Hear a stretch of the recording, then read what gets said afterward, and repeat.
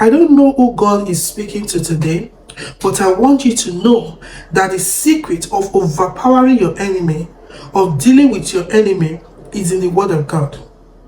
The Word of God says, Jesus was tempted by the devil, and Jesus used the word, thou shalt not live by bread alone. Child of God, you want to deal with that enemy that have been speaking negativity to you, that have been speaking a lot of wrong things to you, that have been putting you in a place of confusion. You need the word.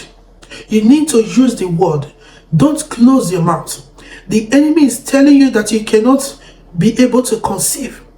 Tell the enemy that there shall be no barren in the land. The enemy is putting fear into you daily.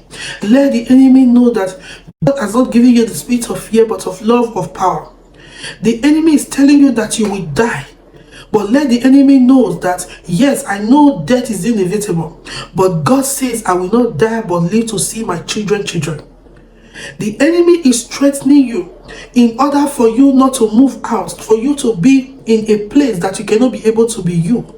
Let the enemy know that he that is in you is greater than he that is in the world. Let the enemy know that God has given you the power to tread on serpents and scorpions and over all the powers of the enemies. Nothing shall by enemies hurt you. Child of God, he said, fear not, for I have overcome the word for you. You need the word of God. You need to read the word of God. You see this confusion, you see this fear, you see that enemy that have been tormenting you with wrong mindset.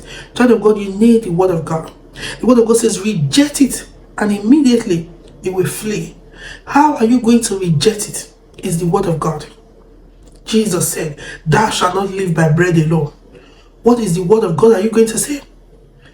God has made me queens and kings. God has chosen me. I was bought with a price. I am not useless. I am not a liability. I am a good person.